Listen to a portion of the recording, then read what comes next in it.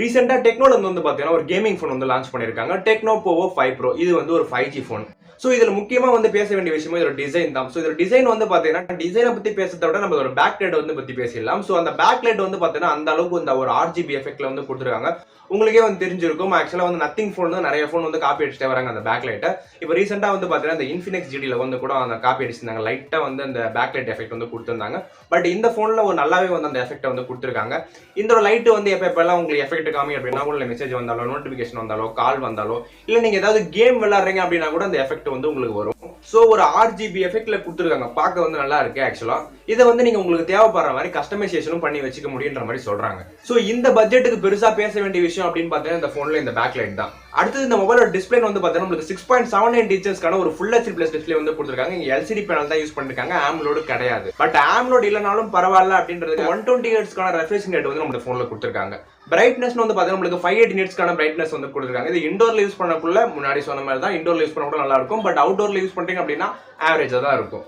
இந்த போனோட சிப்செட்னு வந்து பாத்தீங்கன்னா நம்மளுக்கு மீடியாடெக்கோட டைமண்ட் 6080 வந்து கொடுத்துருக்காங்க. ஒரு 6nm கான சிப். உங்களுக்கு பேட்டரியோட கன்சப்ஷன் கம்மியா தான் இருக்கும். ப்ராசஸரோட ஸ்பீடும் உங்களுக்கு நல்லா இருக்கும். இந்த போனோட பேட்டரி அப்படின்னு வந்து பாத்தீங்கன்னா ஒரு 5000 mAh கான பேட்டரி வந்து கொடுத்துருக்காங்க. சார்ஜ் பண்றதுக்காக 68 வாட் கான ஃபாஸ்ட் சார்ஜிங் சப்போர்ட்டும் வந்து கொடுத்துருக்காங்க. பட் மத்த போன்ல வந்து பாத்தீங்கன்னா 5000 mAh பேட்டரி கொடுப்பாங்க. 18 வாட் சப்போர்ட் சார்ஜர் மட்டும் தான் கொடுப்பாங்க. பட் இந்த போன்ல வந்து 68 வாட் கான ஃபாஸ்ட் சார்ஜிங் கொடுக்கிறது வந்து பெரிய விஷயம் தான். அதுவும் இந்த பட்ஜெட்டுக்கு. இந்த சார்ஜிங் ஸ்பீட் யூஸ் பண்ணி நம்ம 50% சார்ஜ் வந்து 50 மினிட்ஸ்லயே வந்து சார்ஜ் பண்ணிக்க முடியும் அப்படின்னு சொல்றாங்க. அதாவது அரௌண்ட் 30 மினிட்ஸ்ல வந்து நம்ம ஃபுல் சார்ஜ் பண்ணிக்க முடியும் அப்படின்ற மாதிரி சொல்ல வராங்க. பட் இந்த போன்ல முக்கியமா பேச வேண்டிய விஷயம் இன்னொன்னு இருக்கு. 5000 mAh பேட்டரி தான் இங்க வந்து கொடுத்திருக்கீங்க. பட் 220 கிராம் வெயிட் வந்து கொடுத்திருக்கீங்க. இப்போ மத்த போன்ல வந்து பாத்தீங்கன்னா இந்த ரெட்மி விவோ எல்லாம் வந்து பாத்தீங்கன்னா 5000 mAh பேட்டரி கொடுத்திருந்தாலுமே அரௌண்ட் இந்த 200 கிராம்குள்ள வந்து கொண்டு வந்துருவாங்க. பட் டெக்னோல வந்து பாத்தீங்கன்னா நம்மளுக்கு 5000 mAh பேட்டரிக்கு வந்து 220 கிராம் வந்து எதுக்காக கொடுத்திருக்காங்க அப்படின்னு எனக்கும் தெரியல. உனக்கு தெரியுமாடா உனக்கு தெரியுமாடா எனக்கே தெரியாது. இன்னொரு 30 கிராம் போட்டா போதும் கிட்டத்தட்ட 1/4 கிலோ கிட்ட வந்துரும் போன். இந்த போனோட கேமராஸ் வந்து பாத்தீங்கன்னா பின்பக்கத்துல வந்து 50 மெகா பிக்சலுக்கான பிரைமரி சென்சர் வந்து கொடுத்திருக்காங்க. அப்படியே நம்ம டியூவல் AI அப்படின்னு சொல்லிடுறாங்க. பட் டியூவல் கேமரா இங்க வந்து கொடுத்துருக்காங்களா இல்லையானே தெரியல. பட் லைட்டா ஏமாத்துற மாதிரி இருக்கு. ஏன்னா வந்து அந்த செகண்டா இருக்க கேமரா வந்து நம்மளுக்கு 0.08 டெப்த் அப்படின்னு சொல்றாங்க. இந்த 0.08 மெகா பிக்சல்ன்றது என்னன்னு சொல்லிட்டு எனக்கும் தெரியல. பட் 50 மெகா பிக்சல் பிரைமரி சென்சார்ன்றது மட்டும் தான் இங்க உண்மை. ஏன்னா இப்ப சிங்கிள் கேமரா வந்து கொடுத்தா நல்லா இருக்காதுல்ல. அப்படி லைட்டா வந்து இன்னொரு கேமராவை போட்டு டியூவல் கேமரா அப்படின்னு சொல்லிடலாம். அப்படியே செல்ஃபி கேமரா வந்து பாத்தீங்கன்னா ஒரு 16 மெகா பிக்சலுக்கான செல்ஃபி கேமரா வந்து கொடுத்துருக்காங்க. டீசென்டான செல்ஃபி கேமரான்னு சொல்லலாம். அப்படியே இந்த போனோட OS அப்படின்னு வந்து பாத்தீங்கன்னா iOS 13 Android 13 வருது. அப்படியே இந்த போனோட ஸ்டோரேஜ் அதுக்கப்புறம் RAM வந்து பாத்தீங்கன்னா உங்களுக்கு 8GB கான RAM வந்து கொடுக்குறாங்க. 256GB கான ஸ்டோரேஜும் வந்து கொடுத்துருக்காங்க. உங்களுக்கு ஸ்டோரேஜ் எக்ஸ்ட்ரா வேணும்னா நம்மளுக்கு எக்ஸ்டெண்டும் வந்து பண்ணிக்க முடியும் 1TB கிட்ட. இதெல்லாம் தவிர்த்து இந்த போன்ல வேற என்ன எக்ஸ்ட்ரா இருக்கு அப்படின்னு வந்து பார்த்தோம்னா ஸ்டீரியோ ஸ்பீக்கர் வந்து கொடுத்துருக்காங்க. ஆடியோ ஜாக்கை வந்து கட் பண்ணாம கொடுத்துருக்காங்க. NFC சப்போர்ட்டோட வந்து வருது. சோ இது மூணும் பெட்டரான விஷயமா அப்படின்னு வந்து கேட்டீங்க அப்படின்னா NFC வந்து நார்மலா எல்லா போன்லயுமே வந்து கொடுக்குறாங்க இப்பலாம். சோ அதுவும் வந்து பிரச்சனை இல்ல.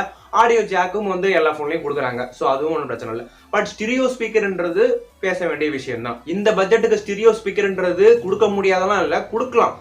சோ ஃபைனலா இந்த போனோட பிரைஸ் வந்து பாத்தீங்கன்னா 15000 ரூபாய் பட்ஜெட்ல வருது. இந்த 15000 ரூபாய் பட்ஜெட்டுக்கு வந்து இந்த போன் ஒர்த்தா இல்லையா அப்படின்னு வந்து கேட்டீங்கன்னா ஓரளவுக்கு ஒர்த்துன்ற மாதிரி தான் வந்து தோணும். ஏன்னா வந்து பெரிய டிஸ்பிளே வந்து கொடுத்துருக்காங்க. 120 ஹெர்ட்ஸ்க்கான ரெஃப்ரெஷிங் ரேட் வந்து கொடுத்துருக்காங்க. கேமிங்கான ஒரு சிப்பும் வந்து கொடுத்துருக்காங்க. பின்னாடி பேக் லைட்ல வந்து LED லைட் RGB எஃபெக்ட்ல வந்து கொடுத்துருக்காங்க. அதை கஸ்டமைசேஷனும் வந்து பண்ணிக்க முடியும். நல்ல ஒரு பெட்டரான விஷயம். அது மட்டும் இல்லாம 15000 ரூபாய் பட்ஜெட்டுக்கே வந்து நம்மளுக்கு 68 வாட்கான ஃபாஸ்ட் சார்ஜிங் சப்போர்ட்டும் வந்து கொடுத்துருக்காங்க. இது மெயினா பேச வேண்டிய விஷயம். ஏன்னா 15000 பட்ஜெட்டுக்கு வந்து எவனுமே வந்து 68 வாட்கான ஃபாஸ்ட் சார்ஜிங் வந்து இது வரைக்கும் அவனும் கொடுத்துருக்க மாட்டான்னு நினைக்கிறேன். பட் இந்த போன்ல வந்து நம்மளுக்கு கொடுத்துருக்காங்க.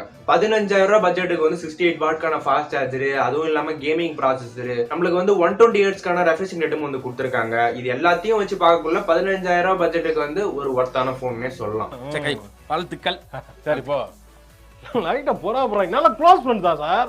டக்குனு கொஞ்சம் பொறாமைய வெண்மத்தை காக்கிட்டு போறான். இன்னும் இந்த போன்ல என்னென்னலாம் அப்டேட் பண்ணியிருந்தா நல்லா இருக்கும் அப்படின்னு சொல்லிட்டு நான் சொல்றேன். பட் இந்த போன்ல இந்த பேக் கேமரா வந்து கொடுத்துருக்காங்கல்ல, அதாவது பிரைமரி சென்சார் வந்து 50 மெகா பிக்சல் பிரைமரி சென்சார் வந்து கொடுத்துருக்காங்கல்ல, அது வந்து ஓகே தான். அதாவது அந்த 0.08 மெகா பிக்சலுக்கான டெப்த் அப்படின்னு கொடுத்துருக்காங்கல்ல, அதை வந்து எடுத்துட்டு நம்மளுக்கு வந்து 2 மெகா பிக்சலுக்கான டெப்த்தும் மேக்ரோவும் வந்து கொடுத்துனா நல்லா இருந்திருக்கும். அதுக்கப்புறம் டிஸ்பிளே வந்து நம்மளுக்கு 6.78 இன்ச்சஸ்க்கான ஒரு டிஸ்பிளே வந்து கொடுக்குறாங்க. பெரிய டிஸ்பிளே ஓகே தான். இங்க LCD யூஸ் பண்றதுக்கு பதிலா AMOLED யூஸ் பண்ணியிருந்தா இன்னுமே பெட்டரா இருந்திருக்கும். இந்த போன் இந்த பட்ஜெட் செக்மெண்ட்டுக்கு இன்னும் பெட்டராவே இருந்திருக்கும். மற்றபடி எல்லாமே ஓகே தான். பட் இந்த போனை பத்தின உங்களோட ஒப்பீனியன் என்னன்னு சொல்லிட்டு நீங்க சொல்லுங்க. அடுத்து எந்த போனோட ரிவ்யூ போடலாம் அப்படின்னு சொல்லிட்டு நீங்களே சொல்லுங்க. நீங்க இன்னும் நம்ம சேனலை சப்ஸ்கிரைப் பண்ணாம தான் பாத்துட்டு இருக்கீங்க அப்படின்னா மறக்காம சப்ஸ்கிரைப் பண்ணி வச்சுக்கோங்க.